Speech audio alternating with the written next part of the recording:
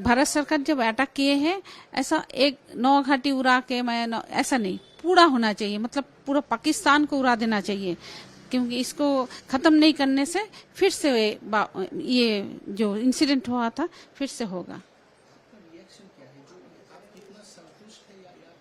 नहीं, देखिए, संतुष्ट होने का तो संतुष्ट होने से ज्यादा जो एक्शन, मतलब जो उन लोग किए हैं उनको तो साजा होना ही चाहिए था।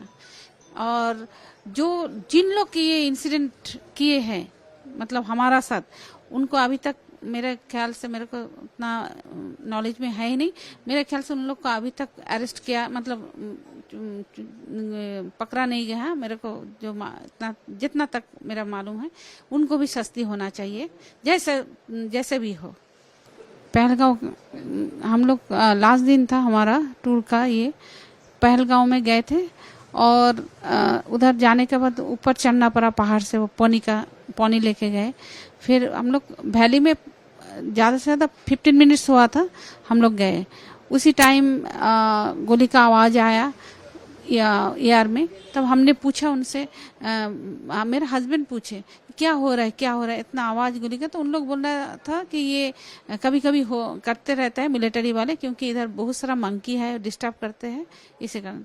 तो फिर हम लोग उधर ही बैठे रहे थे ऐसा।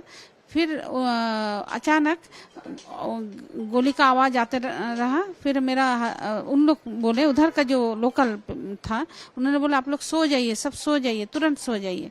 लेकिन हम लोग भी सो गए थे, सभी सो गए थे। फिर मिलिटेंट हमारा पास आया और बोले कलमा पढ़ो। हम लोग तो कलमा नहीं पढ़ने पाए। फिर मेरा हस्बैंड को उन लोग गोली मारे और बोले ये मोदी का आदमी है, ऐसा करके बोले थे। देखिए, ये तो हम लोग पहले से ही चाहते थे कि एक बहुत जबरदस्त इसका रिएक्शन मिले भारत सरकार से, क्योंकि जो लॉस हमारे फैमिली में हुआ है और बाकी जो 25 फैमिलीज में भी हुआ है, तो इसका एक जवाब देना बहुत ज़रूरी था। और हम चाहते हैं कि ये सिर्फ शुरुआत हो। हम ये नहीं चाहते हैं कि 9 जगह पे सिर्फ ऐसे करके इसको ख़त्म किया जाए। हम लोग चाहते हैं कि ये जो जंगी हमला है और जो टेररिज्म है, ये परमानेंटली बंद किया जाए। और हमें ये लगता है कि जहाँ कहीं भी टेररिज्म का जो भी ये मिले सरकार को, उसको ज़बरदस्त मुकाबला किया जाए और उसको पूरा जड़ से उखाड़ दिया जाए।